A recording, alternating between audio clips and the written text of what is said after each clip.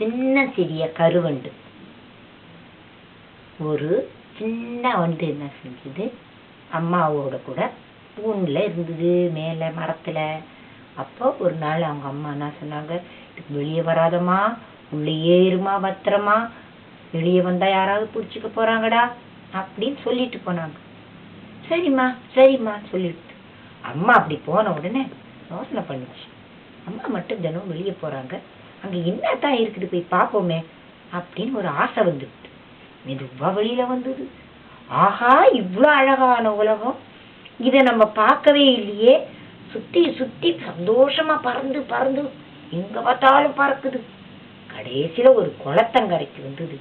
அந்த குளத்துல ஒரு பெரிய தாமரைப்பூ பூத்திருந்தது. உங்களுக்கு தான் தெரியுமே, சூரியனை கண்டா தாமரை அப்படியே விரியும். சாயங்காலம் சூரியன் மறைஞ்ச உடனே தாமரை மூடிக்கும். இது என்ன செய்தது, எல்லா இடமும் சுற்றின்னு வந்ததுனால சாயங்காலம் ஆக போகுது. போய் அந்த தாமரை பூவில் போய் உட்கார்ந்துது. தண்ணியில் தாமரை அப்படி இப்படி குதிச்சுது. இது சந்தோஷம். பெட்டு மேலே மெத்தையில் இருக்கிற மாதிரி அப்படி குச்சி குச்சி விளையாடுது. அப்படியே விளையாடிக்கினே இருக்கும்போது சாயங்காலம் ஆயிடுத்து. போய் சூரியன் மறைந்து விட்டது. உடனே தாமரைப்பூ அப்படியே முடிக்கிச்சு. வண்டு உள்ள மாட்டிக்கிச்சு. ஒரு இருட்டாயிட்டு பயம் வந்துடுத்து. பாப்பா வண்டுக்கு அழுவ ஆரம்பிச்சிடுத்து. ஐயோ, எங்க அம்மாவை காணுமே, நான் வெளியே போகணுமேன்னு அழுவுது. போக முடியுமா? முடியாது.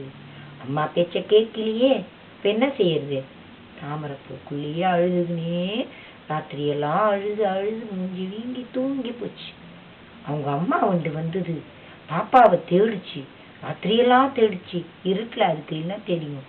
பொழுது விடுகிற சமயத்துல அந்த தாமரை குளத்தாண்ட வந்தது. காலையில சூரியனை கண்ட உடனே தாமரைப்பூ அப்படியே மலர்ந்தது. அப்பா அது உள்ள பாப்பா தூங்கின்னு இருக்கத பார்த்தது. அடி என் கண்ணே, ராத்திரியெல்லாம் இப்படி கஷ்டப்பட்டியே, ஏமா இப்படி பண்ண? நானும் இல்லை உன்னால வருத்தப்பட்டேன். அதனால அம்மா பேச்ச கேட்டு நடமா. அம்மான்னு கட்டி பிடிச்சிக்கிச்சு. அதனால அம்மா பேச்ச கேட்டு நடக்கிறோமா இனிமே அப்படி சொல்லுச்சு. அதனால அம்மா பேச்ச கேட்டு நடக்கணும். எல்லாம் அம்மா நல்லதுக்கு தான் செய்வாங்க. தாய் சொல்லை தட்டாதே. இப்போ அந்த பாட்டை பாடலாமா?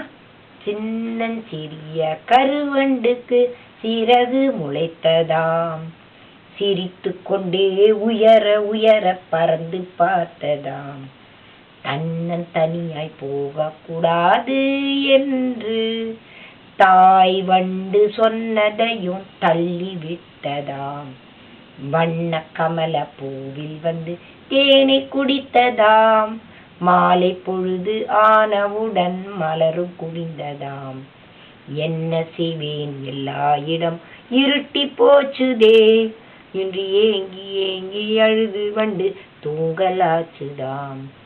அம்மா வண்டு குழந்தை தன்னை தேடி அலைந்தாளாம், காலை அலர்ந்த பூவில் குட்டி வண்டு தூங்க கண்டாளாம், இனிமேல் எங்கும் போகாதே என்று எடுத்தணைத்தாளாம், இனி இல்லை அம்மா என்று சொல்லி சிறகை விரித்ததாம்.